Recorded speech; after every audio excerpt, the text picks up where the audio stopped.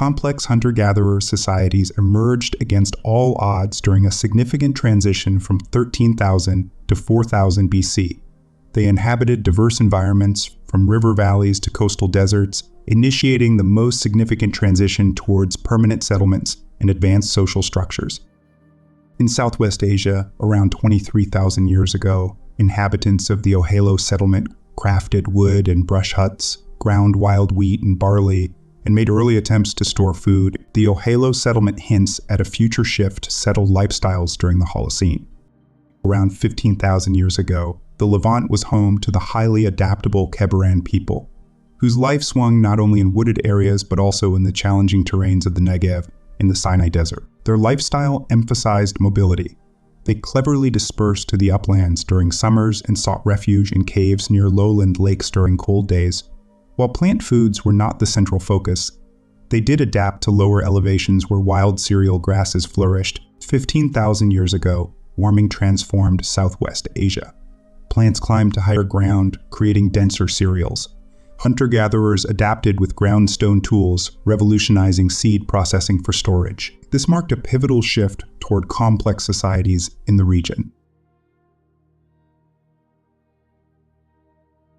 Between 14,500 and 11,500 years ago, the lands of Southwest Asia, especially the Mediterranean Levant, were teeming with life. Abundant seasonal rainfall transformed the region into a paradise, supporting gazelle migrations and flourishing vegetation, including cereal grasses and nut-bearing trees. The Natufian culture is a fascinating group of hunters and foragers who thrived in this bountiful environment. Named after a prominent dry valley or wadi, the Natufians were more than your average hunter-gatherers. For some 3,500 years, or around 140 generations, they lived in the Levant, developing a sophisticated way of life. Unlike their ancestors, who adapted to drier conditions, the Natufians crafted a complex strategy for hunting and foraging. Some were constantly on the move, while others established semi-permanent settlements. And a few lucky communities even enjoyed a more settled, sedentary lifestyle in ideal locations. Thanks to increased rainfall and a wealth of game, many Natufian groups established permanent villages, among the first ever built. These villages were bustling with activity during harvest season, as people camped across the landscape, collecting food, hunting migrating gazelle, and celebrating the richness of their environment. Think about a Natufian autumn, filled with the excitement of harvesting.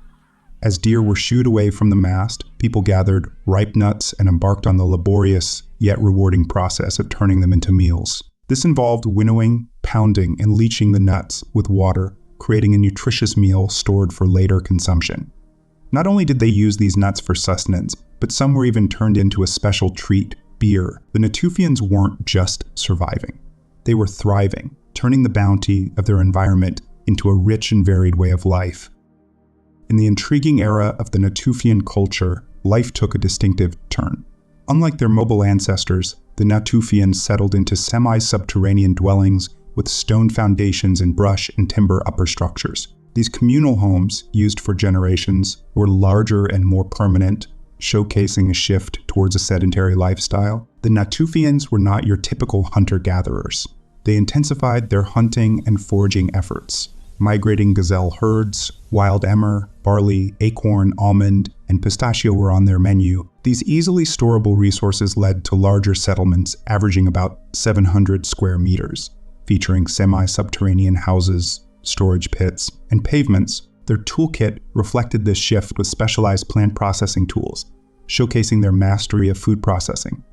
Larger Natufian sites strategically positioned near the coastal plains or grassland valleys and hill zones enabled them to exploit a variety of resources. These locations facilitated the exploitation of spring cereal crops, fall nut harvests, and game, creating a reliable year-round food supply. The Natufians were unique.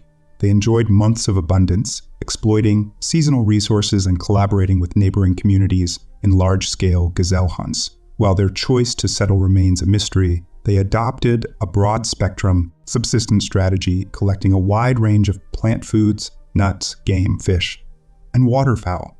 Connected to a specific territory, the Natufians returned to the same locations annually, establishing a sense of ownership and connection to the landscape.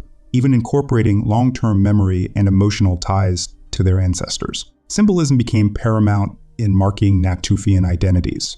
Stone tools and seashell ornaments distinguished separate base camps over generations, emphasizing a corporate identity. This era was not only about survival, but about establishing roots, memories, and a cultural identity that shaped the Natufians' enduring connection to their environment. The good times of the Natufian culture faced a chilly setback around 13,000 years ago, marked by a 1,000-year-long cold period known as the Younger Dryas.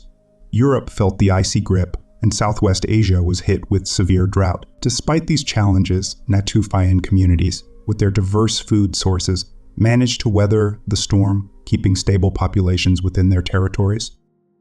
As the drought intensified, Natufian communities faced crowded conditions, leading some to experiment with cereal agriculture to supplement their foraging lifestyle. By the end of the Natufian era, around 10,500 BC, local populations had significantly increased, but signs of stress appeared, likely exacerbated by the arid conditions of the Younger Dryas. The changing climate posed challenges as aridity reduced cereal habitats in the Mediterranean zone, pushing the most productive stands to higher altitudes.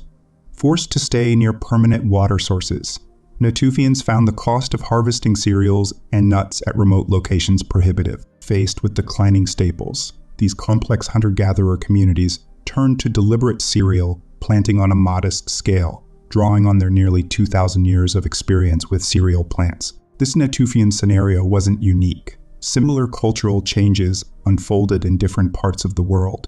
In some areas, these changes preempted people for deliberate agriculture and animal domestication. However, in places like Southern California, where farming wasn't feasible, complex hunter-gatherer societies thrived until modern times. The story of the Natufians reflects a global pattern of adaptation and innovation in the face of challenging environments. Over 10,000 years ago, the Natufian people showcased a rich symbolic and supernatural life, evident in sites like the Helizon Tactic Cave in Israel. The burial of a 45-year-old woman with disabilities featured extraordinary care and significant grave goods, including tortoise shells and eagle wings, suggesting a shamanic role. Shamans, or people of power, possessed supernatural abilities, acting as intermediaries between living and supernatural through rituals and hallucinogens. The meticulous burial suggests the importance of symbolism and the supernatural in Natufian society, foreshadowing the transition to more complex hunter-gatherer societies and eventually farming. Thanks for watching.